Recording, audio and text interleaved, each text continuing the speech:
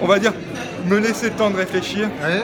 Là-haut, j'ai rencontré, parce que j'étais en école de langue, j'ai rencontré des étudiants qui étaient en ingénieur, des gens qui étaient en vraiment différentes cultures, des Mexicains, des Japonais, des Chinois. Et je me suis senti à ma place. De là, je me suis dit, le tourisme, ça peut être quelque chose d'intéressant. Ouais. Et je me suis un peu, comment dire, bien montré. J'ai réussi à avoir un job d'été là-haut. Ouais. Parce qu'en tant qu'étudiant, j'ai présenté un projet de club, de Talking Club, qui est encore là-haut, qui est encore mis en place là-haut.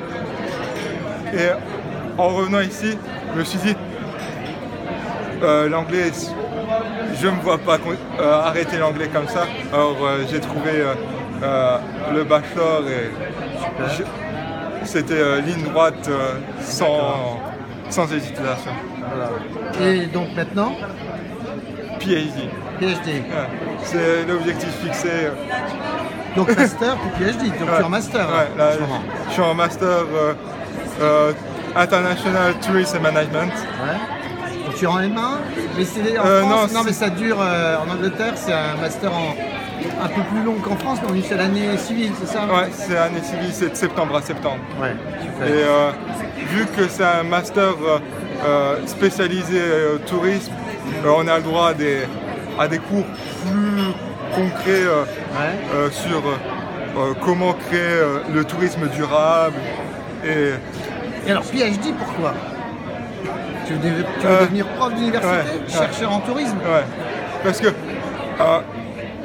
quand on va dire, le premier contact avec le master, ça m'a direct plu. Le fait de tu peux apprendre tout ce que tu vas apprendre. Et moi j'étais là, mais j'ai toujours voulu ça dans tout ce que je faisais. Je me suis dit, il y a quelque chose de plus à ajouter. Et après je me suis dit, prof, transmettre le savoir, parce que en tant que vendeur, tu fais pas grand chose pour, on va dire, le bienfait à l'autre. Alors qu'en PhD, ton action va bien au-delà. Et je me voyais pas simplement finir employé dans une grande entreprise et faire des contrats. Je me voyais plus en contact with the people. And peut-être, comme certaines personnes avant moi l'ont fait sur moi, changer la vision et leurs objectifs de vie. Ouais. Ça prouve aussi que il faut offrir aux gens la chance de leur rythme de maturité.